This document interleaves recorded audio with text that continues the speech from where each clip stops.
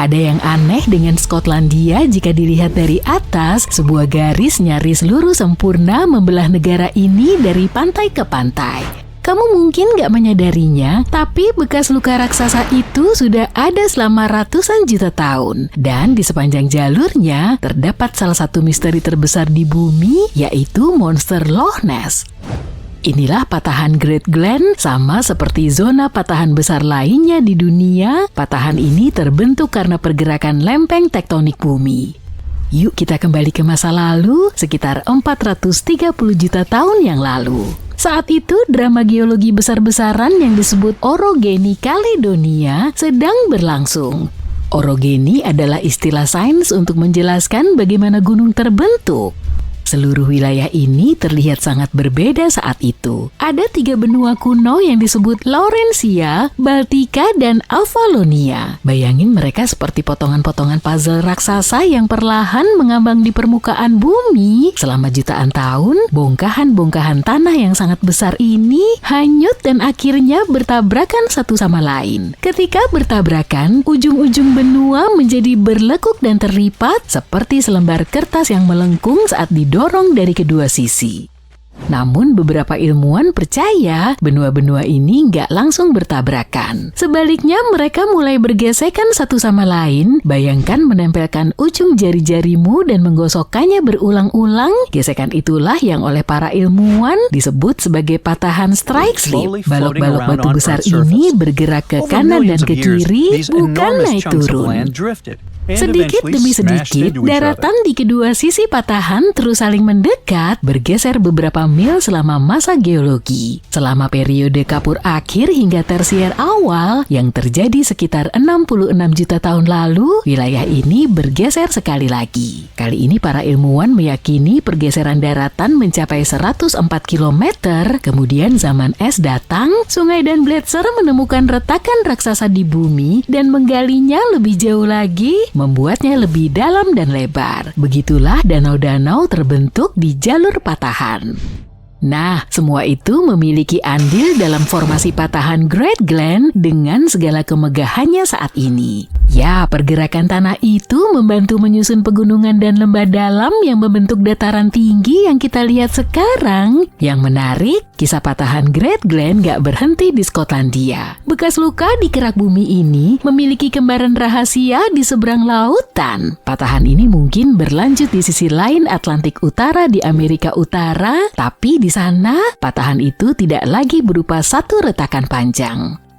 Sekitar 200 juta tahun lalu, bumi kembali berguncang. Saat itulah punggung tengah Atlantik mulai terbentuk, sebuah pegunungan bawah laut raksasa yang mulai mendorong benua-benua dan merusak patahan aslinya. Sekarang sisi Amerika Utara dari patahan Great Glen muncul sebagai patahan Cabot yang juga dikenal sebagai patahan jarak jauh. Patahan ini membelah Newfoundland barat laut di Kanada dan bahkan membentang hingga ke Teluk St. Lawrence. Sementara itu di Skotlandia, patahan ini sejajar dengan Great Glen, sebuah lembah sepanjang 100 km membentang dari Inverness di timur laut sampai ke Fort William. Lembah ini penuh dengan loch atau danau yang indah. Salah satu loch terbesar dan paling terkenal tentunya adalah Loch Ness. Ya, Loch Ness hamparan air misterius yang kabarnya adalah rumah bagi monster Loch Ness. Itu loh, makhluk legendaris dengan leher panjang yang sesekali menyembul keluar dari air dan membuat bulu kuduk merinding bagi siapa saja yang beruntung atau nggak beruntung untuk melihatnya sekilas. Setidaknya, itulah yang dikatakan orang-orang. Namun, meski sudah bertahun-tahun mencari makhluk ini, mulai dengan drone pencitraan termal hingga kapal selam miniatur, belum ada yang menemukan bukti nyata tentang monster tersebut. Satu fakta yang menarik adalah monster Loch Ness mungkin terkait langsung dengan patahan Great Glen. Beberapa ahli geologi menduga banyak penampakan Nessie yang mungkin sebenarnya hanyalah gelembung besar. Mungkin ini disebabkan oleh patahan itu sendiri. Masalahnya pergerakan di wilayah ini nggak hanya terjadi jutaan tahun lalu. Selama 150 tahun terakhir, gempa bumi moderat sesekali mengguncang wilayah dataran tinggi. Ketika garis patahan bergeser, meski hanya sedikit, kantong gas yang terperangkap di bawah tanah bisa terlepas. Kemudian gelembung yang muncul di permukaan danau menciptakan riak, gelombang, atau gerakan tiba-tiba di air. Itulah yang mungkin terlihat bagi seseorang yang berdiri di tepi danau, mirip makhluk raksasa yang berenang di bawah permukaan. Kenyataannya, bisa jadi itu hanyalah bumi yang bergeser sepersekian inci di sepanjang patahan purba. Atau bisa dikatakan danau itu buang angin. Pertanyaan besarnya, apakah wilayah ini masih bergerak? Apakah celah geologis raksasa ini semakin bertambah besar? Sulit untuk memastikan karena para ilmuwan saling berbeda pendapat. Beberapa berpendapat patahan Great Glen masih aktif hingga saat ini. Mereka menganggapnya patahan strike slip yang aktif kembali. Berarti mungkin masih ada pergerakan jauh di bawah tanah dan bebatuan di kedua sisi mungkin masih tegang dan bergeser mendekat. Bahkan gempa moderat sesekali tercatat selama 150 tahun terakhir, biasanya sekitar 3 atau 4 skala Richter. Tapi nggak semua yakin, ilmuwan lain mengatakan nggak ada bukti kuat tentang aktivitas modern yang signifikan di sepanjang patahan utama. Aktivitas seismik selama beberapa abad terakhir nggak cukup kuat untuk membuktikan patahan ini benar-benar bergerak. Ambil contoh gempa bumi Inverness yang terjadi pada tahun 1901. Hingga kini gempa tersebut dianggap salah satu gempa terkuat yang pernah terjadi di Skotlandia. Orang-orang merasakannya di seluruh negeri dan gempa tersebut merusak beberapa bangunan di Inverness.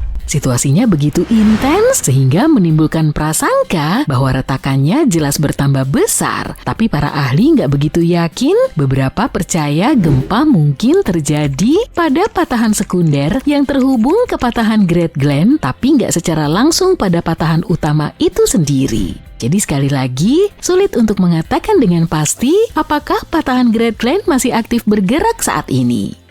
Terlepas dari semua penelitian dan perdebatan selama bertahun-tahun, hanya ada beberapa kesimpulan tentang celah besar ini yang disetujui semua orang. Patahannya sangat lurus, sangat kuno, dan sangat dalam. Tapi itu bukan satu-satunya fakta keren tentang wilayah Skotlandia. Yuk kita pergi ke pulau-pulau di lepas pantai di sebelah barat laut daratan, ke Pulau Skye. Tempat ini pernah menjadi rumah bagi berbagai macam dinosaurus selama periode Jura Tengah. Menemukan fosil dinosaurus dari periode ini sangat sulit, tapi pulau ini menjadi pengecualian.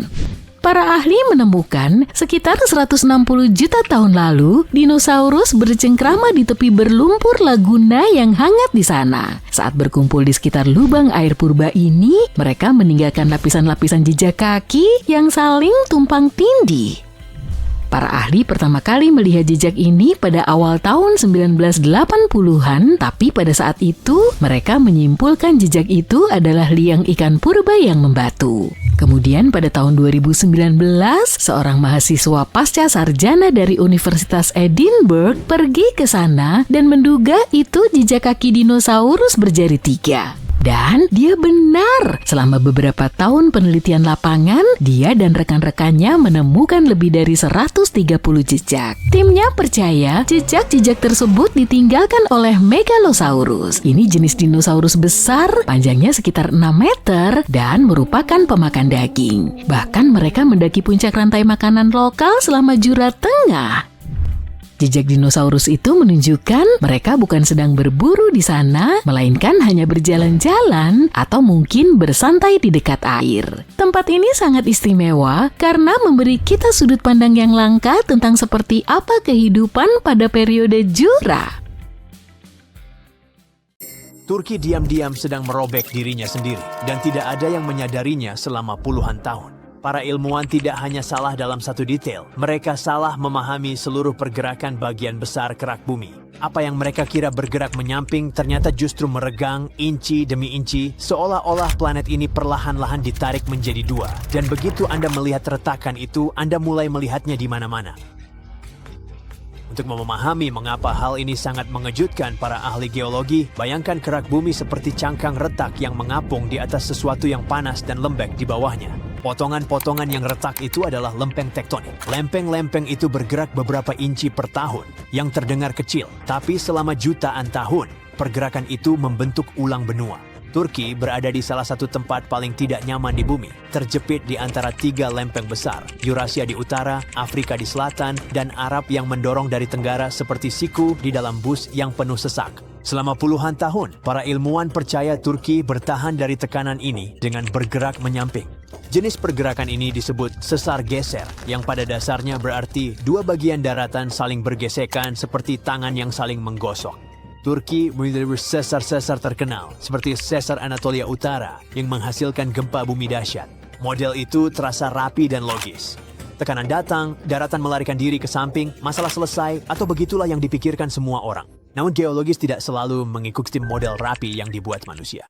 Ada sebuah retakan panjang yang membentang di bawah dataran garam dan lahan pertanian di bawah wilayah tengah Turki. Sesar ini tidak pernah berperilaku seperti sesar geser berbahaya lainnya, sehingga mendapat perhatian lebih sedikit. Kemudian, para peneliti dari Curtin University memutuskan untuk meneliti lebih dekat dan alih-alih mengamati gempa bumi, mereka mengamati lava kuno, lava yang mengalir melintasi sesar ribuan tahun lalu, mendingin menjadi batu padat, dan kemudian retak terpisah. Ada kristal-kristal kecil yang disebut zirkon di dalam lava itu. Kristal-kristal itu pada dasarnya adalah stopwatch alami. Zirkon menjebak unsur radioaktif yang meluruh dengan laju yang dapat diprediksi, sehingga para ilmuwan dapat mengetahui dengan tepat kapan lava itu mendingin. Ketika mereka mencocokkan potongan lava di sisi berlawanan dari sesar dan mengukur seberapa jauh mereka terpisah, tim berhasil merekonstruksi bagaimana pergerakan sesar itu selama ribuan tahun.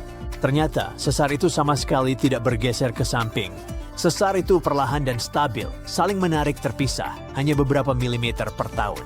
Itu lebih tipis dari sebutir beras, tapi dalam skala waktu geologi itu sangat besar. Jenis sesar ini disebut sesar ekstensional, yang berarti kerak bumi meregang hingga menipis dan akhirnya retak. Secara sederhana, Turki tidak hanya sedang ditekan, tapi juga sedang terkoyak, dan seolah itu belum cukup dramatis. Ceritanya menjadi lebih buruk. Studi lain menunjukkan bahwa bagian-bagian kerak Turki tidak hanya meregang, tetapi juga menetes ke bawah ke dalam mantel bumi. Ketika potongan kerak yang padat menjadi cukup berat, mereka terlepas dan tenggelam seperti gumpalan lilin dalam lampu lava. Para ilmuwan menyebutnya sebagai lithospheric dripping, dan proses ini pada dasarnya adalah bumi diam-diam kehilangan bagian-bagiannya sendiri. Ketika itu terjadi, permukaan di atasnya menjadi melemah. Tanah naik, turun, retak, dan berubah susunan. Gempa bumi tidak selalu membutuhkan lempeng-lempeng yang saling bertabrakan. Terkadang tanah gagal menopang karena sistem penyangganya meleleh dari bawah. Itulah sebabnya geologi Turki sekarang tampak kurang seperti lempengan padat dan lebih mirip permen taffy yang ditarik di atas api. Turki bukan satu-satunya yang mengalami drama tektonik. Afrika sedang membelah dirinya sendiri begitu lambat sehingga tak ada manusia yang akan terbangun dengan lautan baru di luar jendela mereka. Namun cukup cepat sehingga para ilmuwan dapat mengukurnya sedang terjadi saat ini juga. Jauh di bawah Afrika Timur, tanah meregang dan menipis.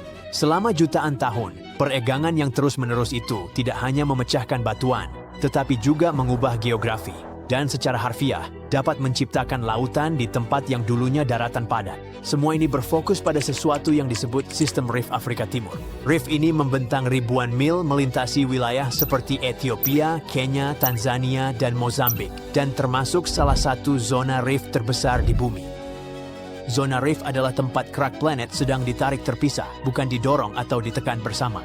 Afrika tidak hanya memiliki zona Rif, tetapi juga salah satu versi yang paling ekstrim dimanapun, dan telah meregang selama puluhan juta tahun, seperti film bencana dalam gerakan lambat. Dan benua ini tidak lagi merupakan satu kesatuan yang utuh. Benua ini sedang terbelah menjadi 2 lempeng tektonik raksasa. Lempeng Nubia berada di sebelah barat, lempeng Somalia di sebelah timur, dan keduanya bergerak saling menjauh kurang dari 1 inci per tahun, yang terdengar seperti lelucon sampai Anda menyadari bahwa kuku Anda tumbuh dengan kecepatan yang hampir sama. Namun seperti di Turki, pergerakan kecil ini akan terakumulasi selama jutaan tahun. Pada tahun 2018, foto-foto retakan besar di Kenya sempat menghebohkan internet, dan berbagai judul berita membuat semua orang panik dengan kabar bahwa Afrika sedang terbelah 2. Gambarnya memang tampak dramatis, tapi itu bukan berarti benua tersebut tiba-tiba terbelah seperti kue yang patah dalam semalam. Proses yang jauh lebih dalam sebenarnya sudah berlangsung selama sekitar 25 juta tahun. Dan jika kita bisa melompat 5 atau 10 juta tahun ke masa depan, kemungkinan besar kita akan melihat kerak bumi meregang begitu tipis, hingga akhirnya air laut masuk dan mengisi celah tersebut. Sementara Afrika terbelah secara vertikal seperti resleting yang bergerak lambat, India justru bisa terbelah dengan cara yang sama sekali berbeda, yaitu secara horizontal menjadi dua lapisan raksasa, masing-masing setebal sekitar 60 mil, tepat saat bertabrakan dengan Eurasia, dan tabrakan inilah yang membentuk pegunungan Himalaya, serta dataran tinggi Tibet yang luas, yang terletak di belakangnya seperti area belakang panggung di ketinggian. Semua orang sepakat tentang hal-hal dasarnya. India telah bergerak ke utara selama lebih dari 60 juta tahun dengan kecepatan kira-kira sama dengan pertumbuhan rambutmu, menabrak Eurasia dan memaksa batuan terangkat hingga akhirnya membentuk pegunungan tertinggi di bumi. Yang belum sepenuhnya disepakati adalah bagaimana Tibet bisa menjadi setinggi itu. Beberapa ilmuwan berpendapat bahwa India terlalu ringan untuk tenggelam dan hanya meluncur di bawah Eurasia. Yang lain membayangkan lempengnya melengkung seperti selembar kertas yang didorong ke dinding. Lalu muncul ide ketiga yang benar-benar mengubah suasana. Teori baru ini mengatakan bahwa lempeng India sedang mengalami delaminasi, artinya lapisan atasnya terkelupas dan menopang Tibet. Pada saat yang sama, lapisan bawah yang lebih berat tenggelam ke dalam mantel, yaitu lapisan panas dan setengah cair di bawah kerak bumi. Para ilmuwan tidak bisa mengebor sedalam itu untuk memeriksa, jadi mereka mengikuti petunjuk lain, helium yang bocor dari mata air panas di Tibet. Helium-3 sangat langka dan sebagian besar berasal dari dalam bumi, sedangkan helium-4 terbentuk lebih dekat ke permukaan. Ketika para peneliti mengukur gas dari ratusan mata air, mereka menemukan helium-3 yang bocor keluar di Tibet Utara. Ini berarti bahwa mantel bumi berada sangat dekat dengan permukaan di sana. Lebih ke selatan, sinyal itu menghilang. Jadi ini benar-benar berarti bahwa lempengnya belum sepenuhnya terbelah. Namun kita juga memiliki pola gempa bumi yang sejalan dengan cerita yang sama. Jadi tampaknya India tidak hanya mendorong pegunungan naik, tetapi juga mengelupas dirinya sendiri dari dalam saat melakukannya. Semua proses tektonik ini sangat cocok dengan peta stres global besar yang baru. Peta itu menunjukkan di mana planet ini masih bertahan dan di mana ia sangat dekat dengan keretakan yang berbahaya. Ilmuwan membuatnya dari 100.000 lebih data, pengukuran stres nyata dari lubang bor, gempa bumi, dan uji lapangan. Jumlah ini 2 kali lipat lebih banyak dibanding 1 dekade lalu. Stres di sini berarti gaya dorong dan tarik tak kasat mata di dalam kerak bumi. Gaya yang sama yang diam-diam menumpuk di patahan selama bertahun-tahun sebelum suatu hari buruk berubah menjadi gempa bumi. Peta ini tidak hanya membantu menjelaskan gempa bumi, tetapi juga agar kita tidak membuat kekacauan sendiri. Jika Anda mengebor terowongan, menyuntikkan karbon ke bawah tanah, atau membangun pembangkit panas bumi tanpa mengetahui ke arah mana batuan ingin retak, Anda pada dasarnya sedang mengusik naga yang sedang tidur. Para insinyur menggunakan data stres ini untuk menentukan bagaimana memiringkan sumur dan terowongan agar mereka tidak secara tidak sengaja menyebabkan kerusakan. Pada dasarnya, kita akhirnya mendapatkan dashboard langsung untuk titik-titik lemah bumi, dan itu sangat penting ketika Anda tinggal di permukaan planet yang gelisah. Untuk waktu yang lama, kita memperlakukan benua seperti papan kaku yang mengapung di atas sup. Sekarang, benua-benua besar itu lebih mirip otot yang tegang, meregang, robek, sembuh, lalu kemudian robek kembali. Ini menunjukkan bahwa planet di bawah kaki Anda belum selesai. Bumi masih dalam tahap pembangunan. Kerak bumi telah ada selama lebih dari 3 miliar tahun. Tapi sekarang beberapa kerak tertua bumi mulai hancur.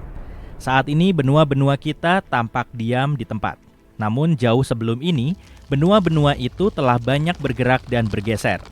Itu semua berkat aktivitas tektonik yang membuat bagian-bagian permukaan bumi perlahan-lahan bergeser seperti potongan-potongan teka-teki raksasa. Beberapa bagian yang paling stabil dari potongan-potongan teka-teki ini disebut keraton. Keraton adalah bagian batuan yang sangat tua dan kuat yang membentuk akar benua dan menyatukannya. Keraton Amerika Utara adalah salah satunya. Ini merupakan bagian besar dari Amerika Serikat, sekitar setengah dari Kanada, dan sebagian besar Greenland. Para ilmuwan telah menemukan sekitar 35 keraton kuno yang besar di seluruh dunia. Sebagian besar tetap berada di tempat yang sama selama ratusan juta tahun karena kekuatannya. Namun, pada tahun 2014, ilmuwan menemukan bahwa keraton mungkin tidak bisa dihancurkan seperti yang mereka kira. Beberapa keraton telah kehilangan sebagian dari akarnya yang kuat karena proses geologi tertentu dan menjadi lebih tipis. Sepertinya, keraton bisa menjadi kurang stabil jika mengalami lebih banyak perubahan tektonik. Pada tahun 2024, para ilmuwan di Universitas Geoscience China menganalisis sebuah daratan kuno yang disebut North China Craton atau disingkat NCC. Mereka ingin mempelajari lebih lanjut tentang bagaimana beberapa wilayah batuan tertua di bumi bisa hancur.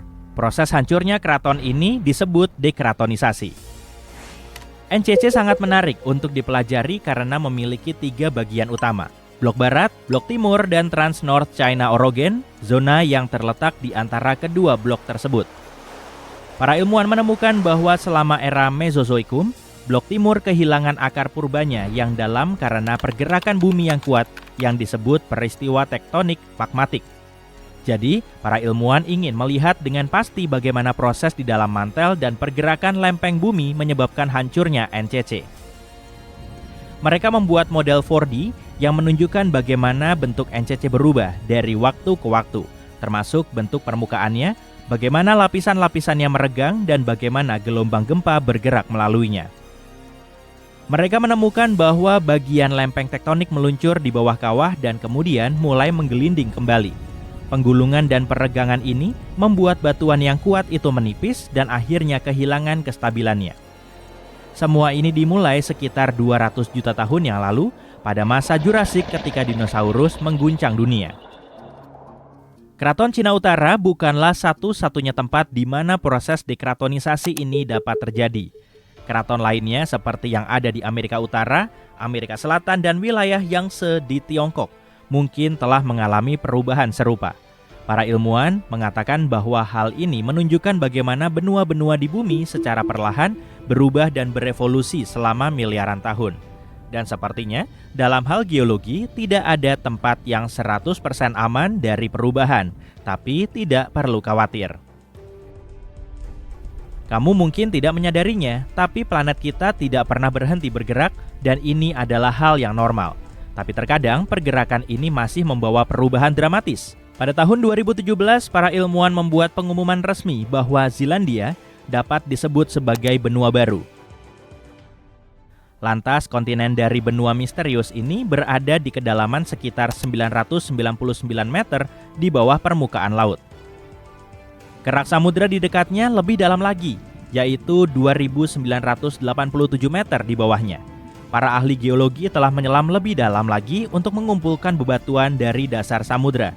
Mereka menemukan bahwa tidak seperti kerak samudra di dekatnya, yang terdiri dari batuan basaltik segar, kerak di sekitar Selandia Baru adalah campuran granit purba, batu kapur, dan batu pasir. Semua ini menandakan kerak benua. Ditambah lagi, para ilmuwan telah menemukan sebuah jalur sempit kerak samudra yang memisahkan Australia dari daratan tersembunyi Zealandia. Ini berarti keduanya adalah benua yang terpisah. 85 juta tahun yang lalu, Zealandia memutuskan untuk melepaskan diri dari benua super Gondwana. Jutaan tahun kemudian, lempeng Pasifik yang perkasa, juara kelas berat lempeng tektonik, memutuskan untuk menyelam di bawah kerak benua Zealandia. Dan begitulah cara akar Zealandia yang terhubung ke kerak benua, terputus dan masuk ke kedalaman di bawahnya. Dan bukan hanya itu saja berita tektonik dari bagian dunia ini. 120 juta tahun yang lalu, Australia dan Antartika adalah satu daratan. Keduanya berpisah, tetapi Antartika tidak pergi dengan tangan kosong. Saat ini terdapat dataran tinggi samudra di Samudra Hindia. Dahulu kala, dataran ini terhubung dengan benua lain yang hilang, benua Mikrokerguelen. Para ilmuwan percaya bahwa itu adalah jembatan darat antara India dan Antartika. Untuk mengetahui seperti apa itu, kita bisa melihat sebuah kepulauan kecil di Samudra Hindia bagian selatan. Kepulauan ini adalah satu-satunya yang tersisa dari daratan kuno. Iklimnya dingin dan ada juga gletser karena letaknya yang sangat dekat dengan Antartika. Namun di masa lalu, cuaca di sini pasti beriklim sedang dengan curah hujan yang tinggi. Hewan dan tumbuhannya pasti mirip dengan yang hidup di daerah tropis saat ini. Benua lain yang hilang dan kemudian ditemukan tidak bersembunyi di lautan, melainkan di bawah Eropa. Benua ini disebut Greater Adria dan bertabrakan dengan Eropa dan mulai tenggelam di bawahnya sekitar 100 juta tahun yang lalu. Saat ini, benua ini berada di bawah Italia, Yunani, dan Balkan. Ukuran dan bahkan bentuknya menyamai Greenland, pulau terbesar di dunia. Greater Adria tidak lagi terlihat, tapi meninggalkan beberapa petunjuk. Sebagian darinya tertanam di pegunungan Alpen. Sebagian lainnya merupakan bagian dari Italia dan Kroasia saat ini, di seberang Laut Adriatik. Batuan kapur dari bekas benua ini mulai berubah setelah berada di bawah daratan Eropa. Panas dan tekanan yang luar biasa yang menyebar selama puluhan juta tahun mengubah strukturnya, dan saat itulah batu kapur menghilang dan marmer menggantikannya. Greater Adria bukanlah sebuah daratan yang kokoh seperti benua besar yang kita lihat saat ini, tapi lebih mirip sebuah rak dangkal raksasa di bawah air. Seiring berjalannya waktu, pasir, lumpur, dan benda-benda lain mengendap di rak ini dan perlahan-lahan berubah menjadi batu. Greater Adria mungkin sedikit mirip dengan Zealandia atau Florida Keys, sebuah rantai pulau-pulau kecil yang berada di laut dangkal. Di atas air mungkin ada banyak pulau-pulau kecil dan kepulauan, dan di bawah ombak ada terumbu karang berwarna-warni yang dipenuhi dengan kehidupan laut. Jika kamu hidup pada masa itu dan memiliki tangki selam, itu akan menjadi tempat yang menakjubkan untuk menyelam dan menjelajah. Jadi, dengan semua hal yang terjadi pada kawah-kawah itu, siapa tahu kita bisa melihat benua baru di masa depan. Selain itu, mempelajari kerak bumi lebih dalam lagi dapat mengubah sejarah yang kita ketahui. Para ilmuwan di Copenhagen telah membuat penemuan luar biasa tentang tempat kelahiran Skandinavia yang sebenarnya. Dan itu tidak seperti yang kita duga. Setelah mempelajari pasir dan batu dari daerah terpencil di Finlandia, mereka menemukan bahwa akar Skandinavia sebenarnya berasal dari Greenland lebih dari 3,75 miliar tahun yang lalu. Ini berarti area di mana negara-negara Nordik sekarang berada berusia 250 juta tahun lebih tua dari yang diyakini para ilmuwan sebelumnya. Dan kita mengetahuinya sekarang berkat kristal kecil yang disebut zirkon yang ditemukan di pasir sungai Finlandia. Ketika para ilmuwan melihat lebih dekat pada susunan kimianya, mereka menyadari bahwa usia kristal tersebut sesuai dengan batuan yang ditemukan di Greenland, bukan di Skandinavia. Mereka menggunakan teknik khusus untuk menganalisis elemen-elemen seperti uranium, timbal, lutetium, dan hafnium, dan menentukan bahwa dasar berbatu Skandinavia kemungkinan besar terpisah dari Greenland miliaran tahun yang lalu. Sebuah benih kecil daratan mungkin mulai melayang melintasi permukaan bumi selama ratusan juta tahun. Potongan ini akhirnya menetap di tempat yang sekarang menjadi Finlandia. Seiring berjalannya waktu, lapisan-lapisan batuan baru terbentuk di sekitar benih ini dan perlahan-lahan berubah menjadi Skandinavia yang kita lihat di peta sekarang. Penelitian yang sama dapat membantu kita memikirkan kembali bagaimana benua-benua di bumi pertama kali terbentuk. Teori yang paling banyak diterima adalah kerak benua mulai tumbuh tepat saat planet ini terbentuk. Namun, penelitian baru menunjukkan bahwa tanda-tanda benua baru mulai tumbuh 1 miliar tahun kemudian. Para ilmuwan menjelaskan bahwa benua-benua di bumi mungkin bermula dari benih kerak purba yang sangat kecil di tempat yang berbeda. Benih-benih ini tumbuh seiring berjalannya waktu, membentuk daratan yang kita kenal sekarang. Benih-benih purba ini tidak hanya ditemukan di Skandinavia, tapi juga di Australia, Afrika Selatan, dan India. Para ilmuwan tidak yakin apakah semua benih ini berasal dari tempat yang sama atau tumbuh secara terpisah di berbagai belahan dunia. Jadi, masih banyak yang harus dipelajari dan para ilmuwan harus terus menggali untuk mengetahui apakah semua benih purba ini terkait satu sama lain.